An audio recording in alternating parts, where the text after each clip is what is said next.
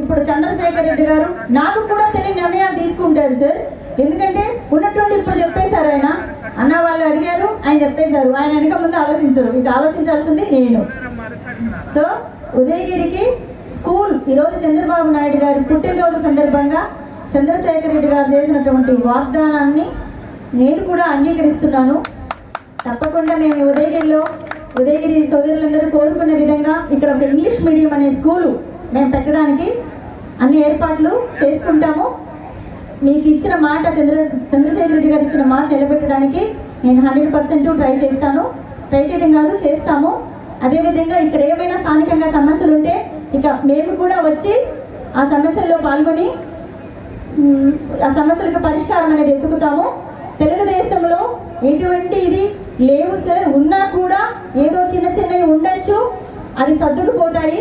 అందరూ ఒక కూటమి ప్రభుత్వం కాబట్టి మేము చంద్రబాబు నాయుడు గారు ఏం చెప్తే ఆ ఆధ్వర్యంలో ముందుకు నడిచి పార్టీ కోసమే పనిచేస్తామని మీ అందరి సాక్షిగా, మీడియా సాక్షిగా, చంద్రబాబు నాయుడు గారి పుట్టినరోజు సాక్షిగా నేను తెలియజేసుకుంటున్నాను.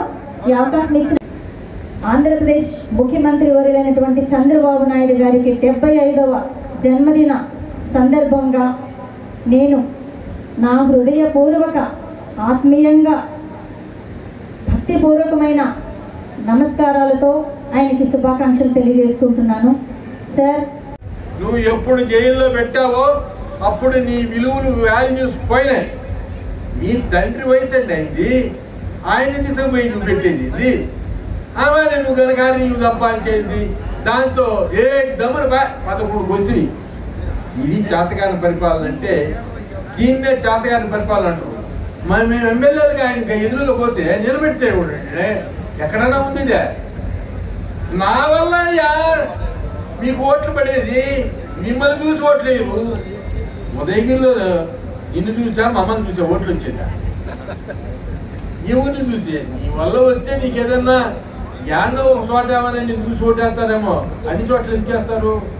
అక్కడ ఉండేటటువంటి పెద్దలు, రాజకీయంగా ఉండేటటువంటి కుటుంబాలు ఉంటాయి. ఆ కుటుంబాలకు అంతో ఎంతో పేరు ప్రతిష్టలు ఉంటాయి. వాళ్ళని చూసి ఓట్లు వస్తాయి. అంతేగాని రాష్ట్రం మీద నువ్వేమన్నా రాష్ట్రానికి మేలు చేసి, భారతదేశానికి మేలు చేసి, అభివృద్ధులు చేసి, ప్రజాదరణ పొంది ఓ జగనో జగనో అని పేరు పొందుంటే నిన్ను చూసి ఓట్లు వేస్తారు. ఏదో నీకేసిన ఓట్లు మీ నాయని, మీ తండ్రిని చూసేశారు. రాజశేఖర్ రెడ్డి గారి పేరు నీకు వచ్చి, రాజశేఖర్ రెడ్డి గారి వల్ల మీరు ముఖ్యమంత్రి అయినారు. ఆయన చనిపోయారు, మహానుభావుడు దండం పెట్టాలి ఆయనకి. నువ్వు ముఖ్యమంత్రి అయినావు. అది చూసుకొని మమ్మల్ని ఆడుకుంటే అట మేము అంతో ఎంతో నీకన్నా ముందే ఎమ్మెల్యేలు మంచివి, నీకన్నా ముందే రాజకీయంలో ఉంటివి, మమ్మల్ని తీసి ఏట్లు వేసేసివి.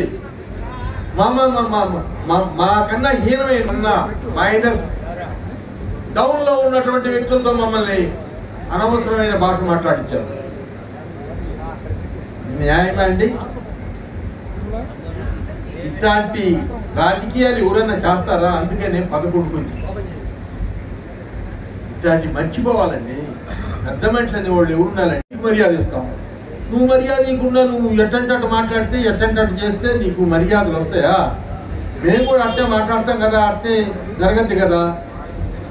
ఇప్పుడు ఆఖరికి అన్ని విధాలా చెడిపోయినటువంటి వ్యక్తివి నువ్వు. వాల్యూస్ లేవు, తీసేస్తేవి. నీ వాల్యూస్ తీయించేసుకుంటేవి. డబ్బు పిచ్చి ఎట్టంటట్టు ఎక్కువ అండి. విపరీతంగా డబ్బు పిచ్చి. ఆయనకే కాదు, ఆయన వెంబడి ఉన్నటువంటి బృందానికి అంతా డబ్బు పిచ్చి. అంతా ఇంత కాదు, అబ్బా యమా పిచ్చి.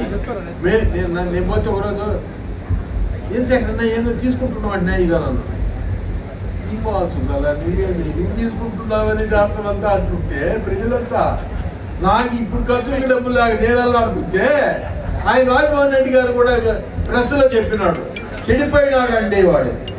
ఆయన అట్లా మాట్లాడు, పెద్దవాళ్ళు అట్లా మాట్లాడు. ఏం చెడిపోయినారు? కుటుంబానికి రాజకీయాన్ని బాగా పైకి టాక్ చేసుకుంది. నేనైతే వాడు ఆ బ్రోకర్ రోడ్డు మాట్లాడితే రోడ్డు, ఆ బ్రోకర్ నాయరు దొక్కలు రోడ్డు వాడు చెప్పిన మాటలు విని మా కుటుంబాన్ని చిన్న భిన్నం చేసినటువంటి వ్యక్తులండి వాళ్ళు. వాడు నాశనం చేసింది నువ్వు మేకపాటి వాడి కుటుంబం. లేకపోతే చాలా బాగుండేది, చాలా మర్యాదగా మర్యాదగా ఉండేది రాజకీయంగా కూడా. వాడు మా కుటుంబాన్ని రాజకీయంగా లేకుండా చేయాలనుకున్నాడు, చేసేసాడు. అంతే కదా, నువ్వు రాజకీయంలో ఉండి చేసింది నేను కదా, మీరు కాదు కదా. రాజకీయం చేసింది నేను, మరి బిజినెస్లో కూడా ఉన్నది నేను. అది నాకేదో పంచిపెట్టాలని ప్రెస్లో చెప్తాడు. ఏమీ లేదండి, అందుకనే అది కూడా మర్యాదలు నేర్చుకోవాలండి ఎవరిమైనా. మరి చంద్రబాబు నాయుడు గారి పరిపాలన ఉన్నాం, ఆయన మాత్రం ఆరోగ్యము అన్నీ బాగా ఉండాలని కోరుకుంటూ భగవంతుడిని 76వ సంవత్సరంలో అడుగుపెట్టినటువంటి మహానుభావుడు మన ముఖ్యమంత్రి చంద్రబాబు నాయుడు గారి జన్మదినాన్ని అందరము గొప్పగా జరుపుతున్నాము. రాష్ట్రం అంతా కూడా జరుపుకుంటుంది. ఎందుకంటే ఆయనంగా 10 కాలాల పాటు ఉండి మనం ప్రజలకి న్యాయం చేయాలని కోరుకుంటూ నమస్కరిస్తూ